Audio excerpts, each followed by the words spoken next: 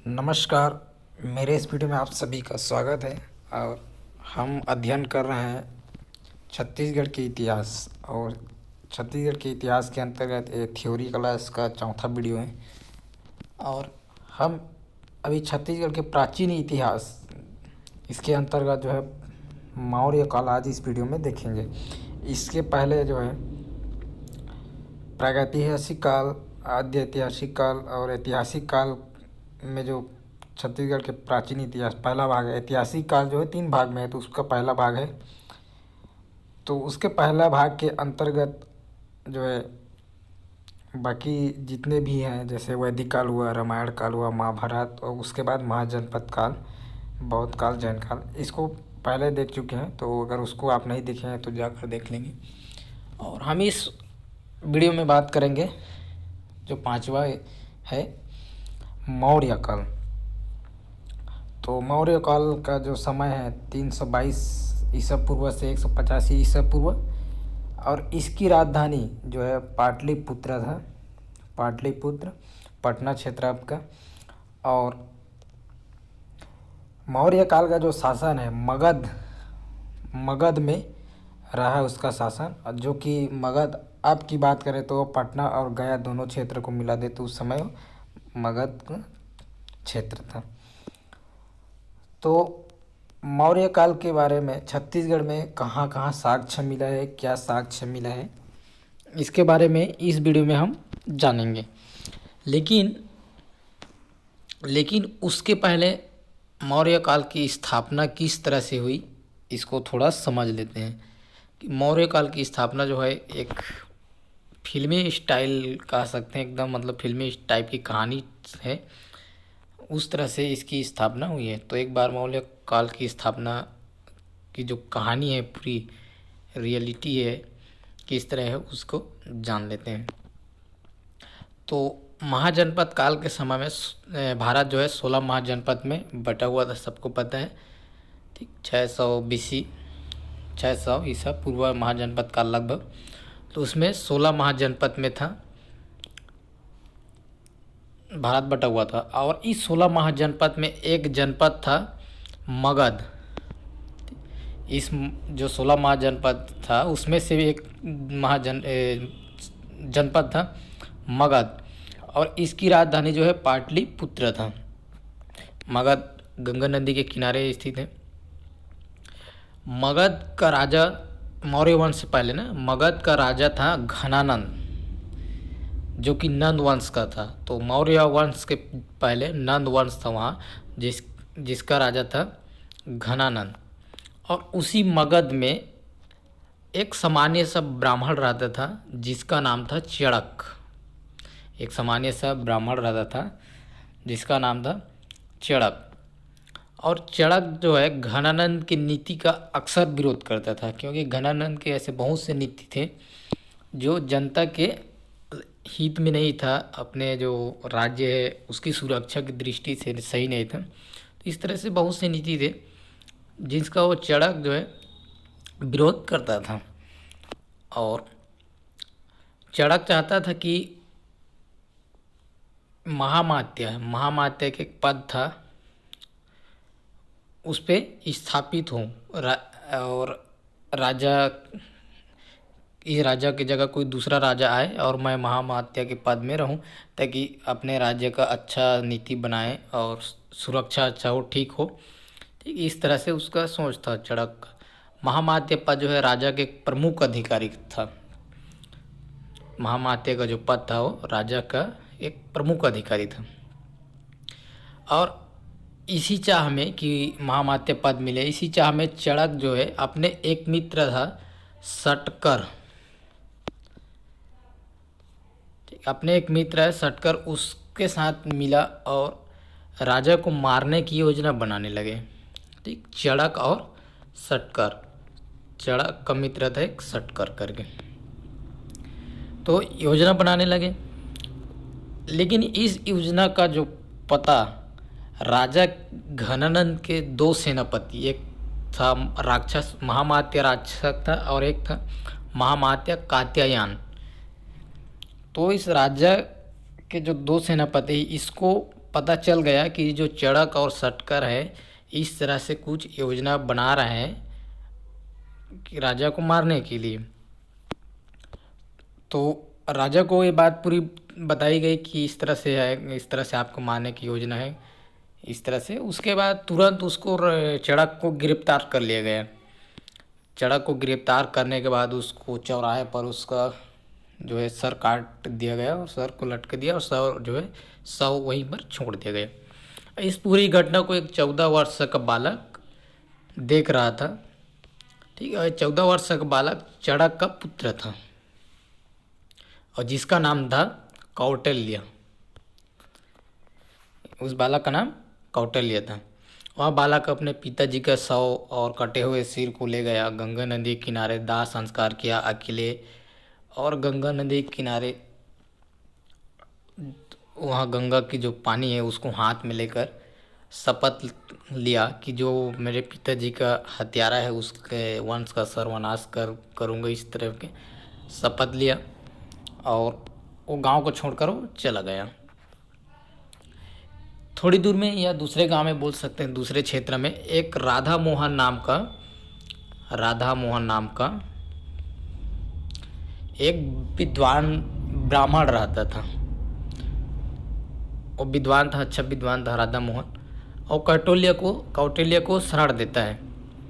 और कौटिल्य जो है बहुत प्रतिभावान गुणी बालक था। उसको देखकर वो समझ गया कि हाँ ये बहुत अच्छा बालक है, प्रतिभावान बालक है। तो उस बालक को तक्षशिला में दाखिला करा दिया अध्ययन के लिए, तक्षशिला में। ठीक, तक्षशिला आपकी रावलपिंडी पाकिस्तान में है। बंटवारे के बाद वहीं चला गया तक्षशिला, रावलपिंडी आपकी पाकिस्तान। ठीक, तो तक्षशिला जो है विश्व की प्राचीनतम विश्वविद्यालय है। तो वहाँ जो है दाखिल करा दिया और नाम बदल कर दाखिला कराया। तो नाम क्या था उस बालक का? बचपन नाम कौटिल्य था, लेकिन दाखिला विष्णुगुप्त करके कराया।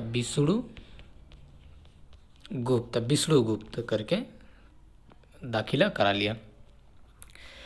और वहाँ बालक जो है बहुत विद्वान था, प्रतिभावान था। तो वहाँ के जितने भी और पढ़ने वाले थे, शिक्षार्थी थे, सबको आकर्षित भी किए। ठीक, विष्णुगुप्त और बचपन का जो नाम कौटिल्य था। और साथ ही साथ रावलपिंडी के पास लाहौर के एक राजा था जिसका नाम था पोरस। लाहौर में एक जो राजा था जिसका नाम था पोरस। ठीक, क्या नाम था? पोरस। तो इस पोरस से जो विष्णुगुप्त है, विष्णुगुप्त ने कर लिया मित्रता हो गई उनका। उसके बाद लगभग 327 ईसा पूर्व में सिकंदर और राजा पोरस के मध्य युद्ध हुआ। तो सिकंदर कौन था? तो सिकंदर मकदूनिया एक क्षेत्र के राजा थे सिकंदर। तो 327 ईसा पूर्व में यहाँ आक्रमण किए और राजा पोरस और सिकंदर के मध्य युद्ध हुआ। सिकंदर के बहुत सारे सैनिक, लगभग 50,000 सैनिक को पोरस जो है मारा, बहुत ज़्यादा क्षति पहुंचाया। ऐसा क्षति किसी ने आज तक नहीं पहुंचाया था सिकंदर का, बहुत ज़्यादा क्षति पहुंचाया। लेकिन फिर भी दुर्भाग्यवश पोरस हार गया। इतना क्षति पहुंचाने के बाद भी पोरस जो है युद्ध हार गया। हार होने के कारण सिकंदर जो है तक्षशिला में कब्जा कर लिया। तो तक्षशिला में कब्जा कर लेने के कारण विष्णुगुप्त वहाँ से छोड़कर, वो तक्षशिला को छोड़कर या वहाँ से निकलकर वो वापस अपने गांव मगध आ गया। मगध आने के बाद वह अपने पिता के मित्र सटकर जो है उससे मिला। लेकिन वो अपना असली पहचान नहीं बताया कि मैं आपके जो मित्र चड़क है उसका बेटा हुआ, इस तरह से वो नहीं बताया। बल्कि उन्होंने बताया कि मैं विष्णुगुप्त हूँ। अपना नाम जो नया नाम था विष्णुगुप्त नाम से वो मिला। फिर विष्णुगुप्त घनानंद के दरबार में जाता है और वो राजा जो है फिर उसी तरह का कुछ नीति है तो उसका भी फिर से वो अपने पिता की तरह भी वो भी नीति का विरोध करता है। तो इसके बाद जो है राजा घनानंद विष्णुगुप्त को बेइज्जत करके बाल खींचते, कहा जाता है बाल उसके खींचते हुए उस दरबार से निकाल देता है, ऐसे भी बोला जाता है। तो विष्णुगुप्त को बेइज्जत करके अपने जो दरबार था राजा घनानंद वहाँ से निकाल दिया। तो विष्णुगुप्त फिर सटकर से फिर मिलने आए। ठीक, एक बार तो राजा के दरबार में जाने से पहले मिले थे, उसके बाद फिर से सटकर से मिलने आए और ये जानने का प्रयास किया कि इस राज्य में राजा के विरोधी कौन कौन है, कौन है ऐसे जो इस राज्य से नाखुश हैं। ठीक, तो सटकर ने उन्हें बताया कि एक महिला है जो जंगल में रहती है जिसका नाम है मूरा। एक महिला है जो जंगल में रहती है, उसको किसी शंका के कारण यहाँ से निकाल दिया गया है और उसका नाम था मूरा। ठीक, और बताया कि कुछ आदिवासी वर्ग भी हैं जो राजा घनानंद से नाराज हैं, नाखुश हैं। तो इस तरह से पता चला। और वो महिला जो है अपने बेटे चंद्रगुप्त के साथ जंगल में रहता था। तो महिला और उसके बेटे चंद्रगुप्त। तो उसके बाद सटकर और विष्णु दोनों जंगल चले गए उनसे मिलने। जंगल में जाकर मूरा से मिले और चंद्रगुप्त वहाँ पर खेल रहा था, तो उसको देखे तो समझ गए कि बालक में भी कुछ अद्भुत शक्ति हैं। और बालक भी अपने जो माता को निकाल दिया था उसको भी एक प्रकार का गुस्सा रहा होगा, तो उसको बदला उसके मन में भी रहा होगा। तो इस तरह से उसमें कुछ बदला की भावना देखे होंगे। तो इस तरह से उसमें शक्ति थी, कुछ अद्भुत शक्ति।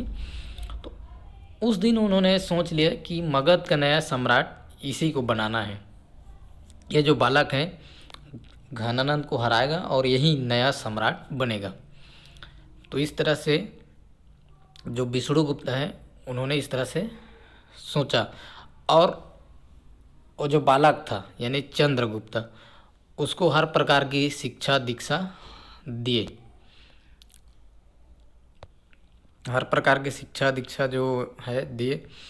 उसके बाद चंद्रगुप्त और विष्णुगुप्त ने मिलकर 322 ईसा में, 322 ईसा पूर्व, 322 ईसा नहीं बल्कि 322 ईसा पूर्व में जो घनानंद था, नंद वंश का जो राजा था, उसको हरा दिया। ठीक, और उसी समय एक नए वंश जिसका नाम है मौर्य वंश, तो उसका उदय हुआ। और उसी समय विष्णुगुप्त ने घनानंद को अपना असली परिचय बताया कि वो चाणक्य का पुत्र है और अपना नाम वहीं पे चाणक्य बोला। तो इस तरह से जो मौर्य वंश की स्थापना हुई। और कौटिल्य का 3 नाम, कौटिल्य, विष्णुगुप्त और उसके बाद एक और है चाणक्य। तो इस तरह के 3 नाम भी हुए। तो इस तरह से मौर्य वंश का स्थापना हुआ। तो मौर्य वंश की स्थापना चंद्रगुप्त मौर्य, ठीक, और विष्णुगुप्त की सहायता से चंद्रगुप्त मौर्य जो मौर्य वंश के प्रथम शासक थे, किसको हराया?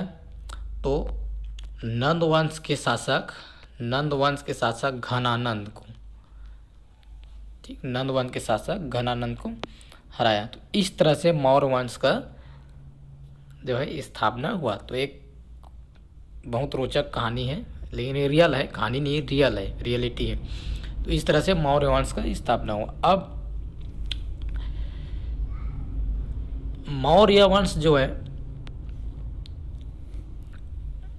इसका जो प्रभाव है, अब ये तो है छत्तीसगढ़, अब हम पढ़ रहे हैं छत्तीसगढ़ के इतिहास में मौर्य वंश। ठीक, तो मौर्य वंश का जो है अब छत्तीसगढ़ के बाहर उसका राज्य था, लेकिन अब उस समय क्या, हर क्षेत्र को जीतने की या युद्ध को हर क्षेत्र में हर क्षेत्र को अपने क्षेत्र में मिलाने की चाह रहती थी राजा का। तो हर क्षेत्र से लड़ाई या फिर उधर कुछ ना मित्रता, कुछ न कुछ आदान प्रदान लेन देन होता है। इस कारण मौर्य काल का जो कुछ साक्ष्य हैं छत्तीसगढ़ में भी मिलता है। मतलब उसका प्रभाव, हालांकि वो तो बाहर के थे, लेकिन उसका प्रभाव यहाँ भी मिलता है छत्तीसगढ़ में भी। तो उसको हम देखेंगे। तो छत्तीसगढ़ में मौर्य वंश के प्रभाव को देखने के पहले थोड़े देख लेते हैं कि अब हम जो राजवंश को पढ़ रहे हैं, ठीक। तो छत्तीसगढ़ के जो राजवंश दो तरह से पढ़ेंगे इसमें।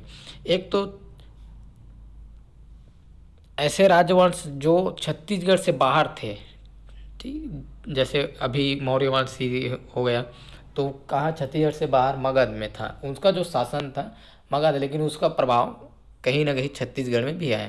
तो उस तरह से जो छत्तीसगढ़ के बाहर राजा थे उसको हम पढ़ेंगे राष्ट्रीय राजवंश के रूप में, राष्ट्रीय राजवंश के रूप में, जिसके अंतर्गत मौर्य काल, सातवाहन काल, कुषाण वंश, मेघवंश, वाकाटक वंश, गुप्त काल, ये सब जो है जो कि छत्तीसगढ़ से बाहर है, लेकिन इनका प्रभाव यहाँ भी पड़ा था, या युद्ध में या फिर किसी का आदान प्रदान हुआ, ठीक, या छत्तीसगढ़ को अपने राज्य में मिलाया, ये किस तरह किसी न किसी तरह से यहाँ उसके जो साक्ष्य मिले हैं, इस तरह से राष्ट्रीय राजवंश रहेगा वो।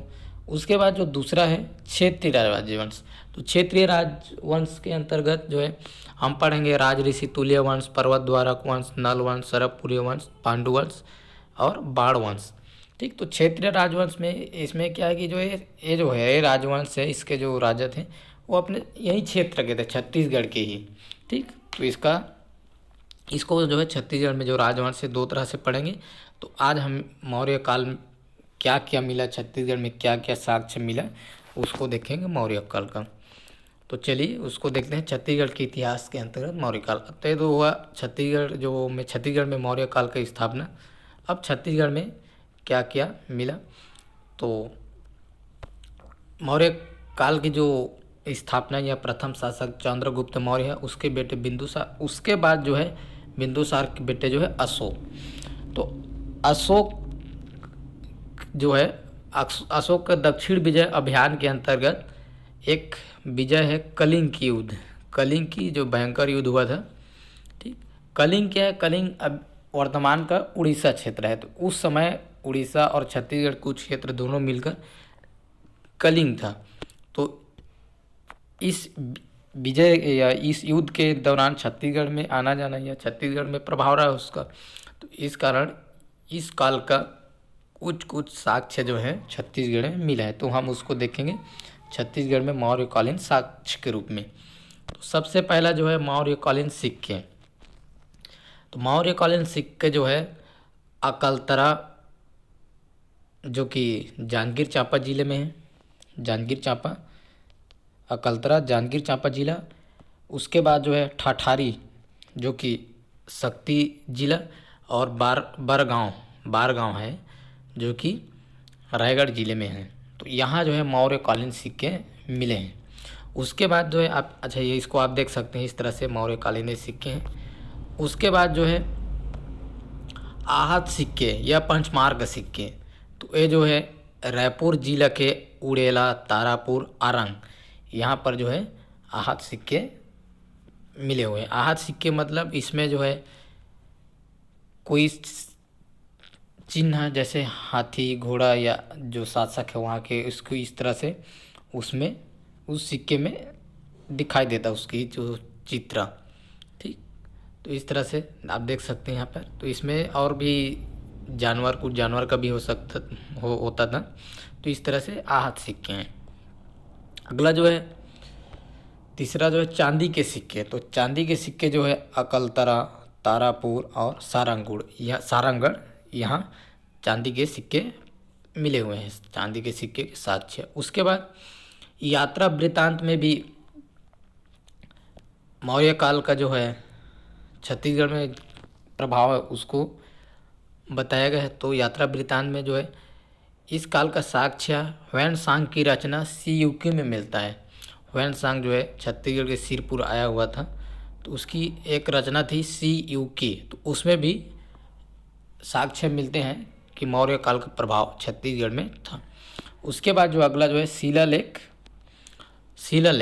तो रामगढ़ की पहाड़ी में स्थित जोगीमारा की गुफा में शिलालेख है, और इसकी भाषा पाली एवं लिपि ब्राह्मी है। तो भाषा पाली एवं लिपि ब्राह्मी कौन से काल का था, तो ये है मौर्य काल था। तो यहाँ की जो पत्थर है उसमें लिखाया हुआ है भाषा पाली भाषा में और उसकी लिपि जो है ब्राह्मी।